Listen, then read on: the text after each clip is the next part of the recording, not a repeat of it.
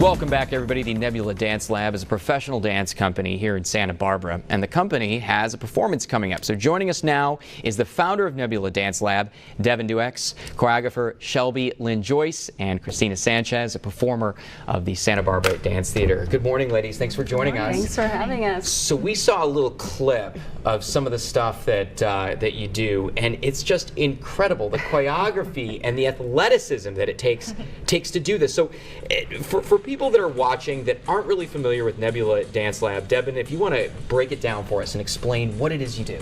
Yeah, so this production is really a massive collaboration of several different companies in town. So the clip you're seeing is actually a piece called Sonnet of Limbs by the Santa Barbara Center for Aerial Dance. That's directed by Ninette Paloma. They are an amazing company. They spent 13 years really crafting this distinct language with aerial and contemporary. They're going to reprise this piece during the show, so we're super excited to have them. It's a 6-person piece. We've also got Christina Sanchez from Santa Barbara Dance Theater. We're so excited that they're going to join us in the show as well, and she'll talk about that. We have 2 new works that we've also commissioned at Nebula. One is by Shelby, which we have right here as well, and Meredith. So we'll be showing those. Plus, we're restaging Through the Looking Glass, so that's going to be a phenomenal night. Very cool. And I know that performance has been received so well. Yeah. So talk a little bit too, because Nebula Dance Lab, you do a lot of great work and a lot of great work with kids.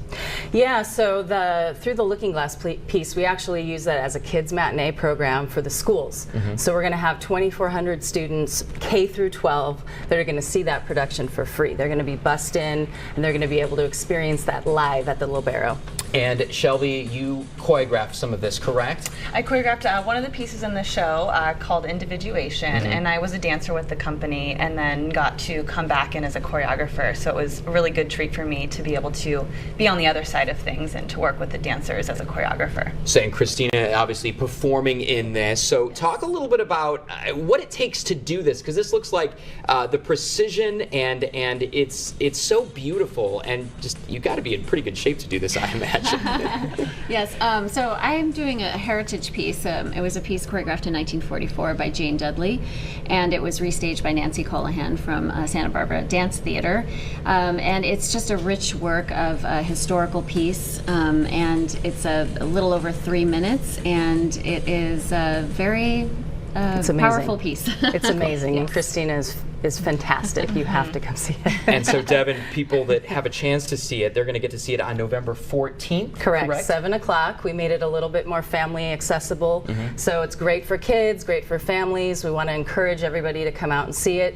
We're going to actually have a meet and greet, so you can come see the artists, and they can sign your program, things like that. So we're really trying to make it good for everybody. And speaking of seeing it, we're going to get a chance to get a look at it right now. If you want to just sort of explain to our audience what we're looking at right now. So this is an excerpt from Through the Looking Glass. This is actually the Red Queen, who we all know from the movies and the books and things like that, and Alice. And so they're sort of exploring this first time meeting each other in this fairy tale world. Through the Looking Glass, you just want to kind of explain that story really quick for people that maybe aren't familiar. Yeah, so Through the Looking Glass, obviously Lewis Carroll, his second book, Alice in Wonderland, was the first book. Right. This really explores more time and space. So the story is very fantastical. It doesn't have a very linear line. It jumps around. It has a lot of aspects of dreaming, which is something that we wanted to bring to the stage, obviously, for the kids. And it correlates very well with things that they're teaching in K through 12. Very cool. All right. Well, folks, you got to get out there and check it out. And congratulations. I look forward to seeing it.